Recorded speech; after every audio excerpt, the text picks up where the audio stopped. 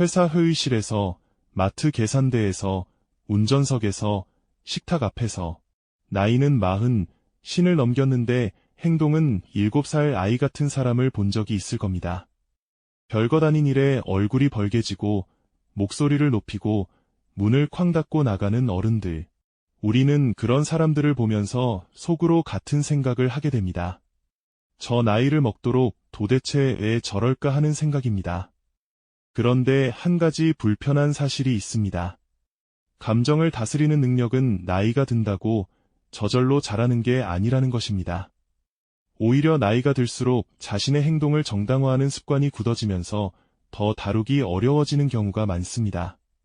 그래서 우리는 어른답지 못한 어른을 자꾸 마주치게 됩니다. 그리고 어쩌면 그 모습 안에 우리 자신의 일부도 들어있을지 모릅니다. 오늘 이야기는 그들을 비난하기 위한 것이 아닙니다. 그 사람들이 왜 그렇게밖에 행동하지 못하는지 그 안에 숨겨진 진짜 속내를 들여다보는 시간입니다. 끝까지 함께 하시면 어쩌면 그동안 미워했던 누군가가 조금은 다르게 보일지도 모릅니다. 가장 먼저 눈에 띄는 것은 일상 속 익숙한 장면들입니다. 도로에서 끼어들기 한 번에 창문을 내리고 욕설을 퍼붓는 운전자, 의견이 다르다는 이유로 책상을 내리치는 상사, 직원의 작은 실수에 큰 소리로 호통치는 손님, 사소한 말 한마디에 며칠을 삐져있는 가족. 더 이상한 것은 이런 사람들이 평소에는 멀쩡히 자리 잡고 살아간다는 점입니다. 직장도 다니고 가정도 꾸리고 사람들 앞에서는 그럴듯하게 말도 합니다. 그런데 어떤 자극이 들어오는 순간 마치 안에 있던 다른 사람이 튀어나오듯 무너져 버립니다.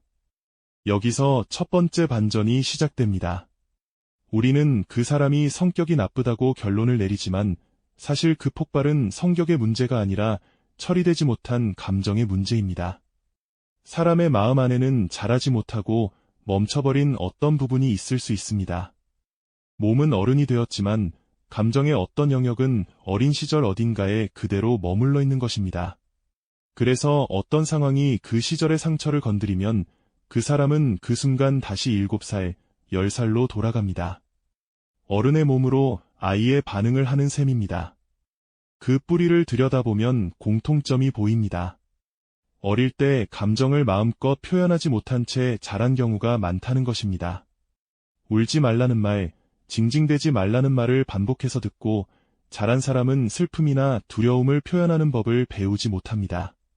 그 감정들은 사라지지 않고 안에 쌓이다가 어른이 된 후 다른 얼굴로 터져나옵니다. 슬픔은 분노로, 두려움은 공격성으로, 외로움은 짜증으로 모양을 바꿔 나오는 것입니다. 결국 소리를 지르는 그 사람은 화가 난 것이 아니라 무시당했다고 느낀 어린 시절의 자신이 튀어나온 것일 수 있습니다. 또 하나, 자존감이 낮은 사람일수록 감정 폭발이 잦습니다. 의외로 들리겠지만 별일 아닌 일에 크게 화내는 사람의 속은 단단하지 않고 오히려 얇은 유리 같습니다. 작은 비판에도 자기 존재 전체가 부정당하는 것처럼 느끼기 때문에 그 충격을 막기 위해 먼저 공격하는 것입니다. 약하다는 사실을 들키느니 차라리 무섭게 보이는 편이 낫다는 무의식의 선택입니다. 그래서 가장 권위적이고 가장 화를 잘 내는 사람의 마음속에는 가장 작고 가장 불안한 자아가 숨어있는 경우가 많습니다. 여기에 우리 뇌의 작동 방식도 한몫합니다. 사람의 뇌에는 감정을 일으키는 부분과 그 감정을 눌러주는 부분이 따로 있습니다. 감정을 일으키는 쪽을 편도체라고 부르는데 이염을 감지하면 경보를 울리는 알람 같은 역할을 합니다. 그리고 그 알람을 진정시켜주는 곳이 이마 뒤쪽에 있는 전두엽입니다. 폭주하려는 감정의 브레이크를 걸어주는 운전대 같은 곳입니다. 그런데 이 브레이크는 자동으로 강해지는 게 아닙니다. 어릴 때부터 자기 감정을 알아차리고 말로 풀고 다스리는 연습을 해야 단단해집니다. 그 연습이 없으면 나이가 들어도 브레이크가 약한 채로 살아가게 됩니다. 그러면 사소한 자극에도 알람이 먼저 울리고 본인도 모르게 폭발해버립니다. 끝나고 나면 후회가 밀려옵니다. 그런데 다음에도 똑같은 일이 반복됩니다. 의지가 약해서가 아니라 뇌의 회로 자체가 그렇게 굳어있기 때문입니다.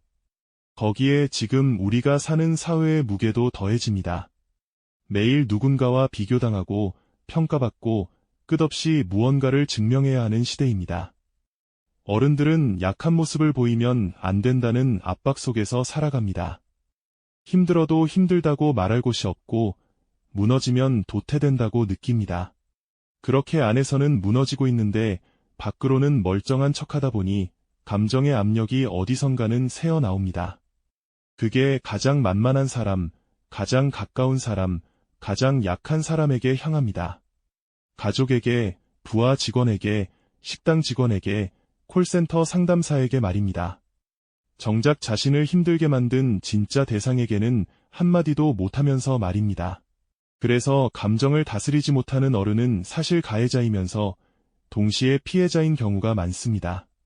본인도 자기가 왜 그러는지 모르고 멈추고 싶어도 멈추는 법을 모릅니다. 그 결과는 본인에게 가장 먼저 돌아옵니다. 사람들이 하나둘 멀어지고 가까운 가족조차 눈치를 살피고 결국 진심으로 곁에 남아있는 사람이 점점 줄어듭니다. 어느 순간 돌아보면 자기 주변에는 두려움으로 맺어진 관계만 남아있습니다. 사랑받고 있다는 느낌이 아니라 피하고 싶어하는 시선만 남는 것입니다. 그렇게 외로워질수록 그 사람은 더 예민해지고 더 폭발하고 더 고립됩니다.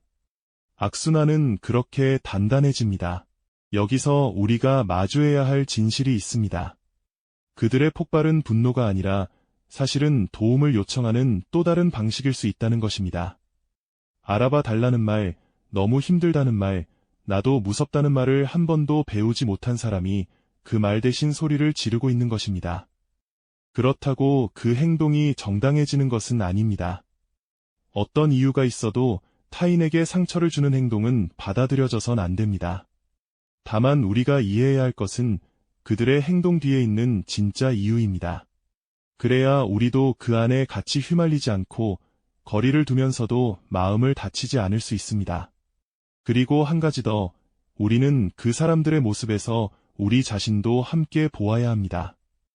누구나 피곤하고 지친 날이 있고 별것 아닌 일에 짜증이 솟구치는 순간이 있습니다. 우리도 한 번씩 어린아이로 돌아가는 순간이 있습니다. 차이는 그 순간 자신을 알아차릴 수 있느냐 없느냐에 있습니다. 지금 자기가 느끼는 감정이 분노가 아니라 서운함이라는 것, 짜증이 아니라 두려움이라는 것을 한 번이라도 멈춰 들여다볼 수 있는 사람은 폭발 대신 표현을 선택할 수 있습니다. 그것이 진짜 어른의 모습입니다. 나이는 시간이 흐르면 누구에게나 쌓입니다. 그러나 성숙은 시간이 만들어주지 않습니다. 성숙은 자기 감정을 들여다보고 인정하고 다스리려는 작은 노력들이 모여 만들어집니다. 그러니 어른답지 못한 어른을 만났을 때 우리는 두 가지를 동시에 떠올릴 수 있어야 합니다. 그 사람 안에 자라지 못한 아이가 있다는 것, 그리고 내 안에도 가끔 그 아이가 튀어나온다는 것입니다. 그 두 가지를 기억하는 사람만이 진짜 어른으로 살아갈 수 있습니다. 지금 이 순간 누군가가 떠올랐다면 그 사람을 미워하기 전에 한 번만 더 생각해 볼 수 있기를 바랍니다. 그리고 그 시선을 자기 자신에게도 한 번 돌려볼 수 있기를 바랍니다. 시간이 만들어주는 나이가 아니라 스스로 만들어가는 성숙. 그 작은 한 걸음을 오늘부터 시작할 수 있다면 어쩌면 우리 주변의 풍경도 조금씩 달라질지 모릅니다.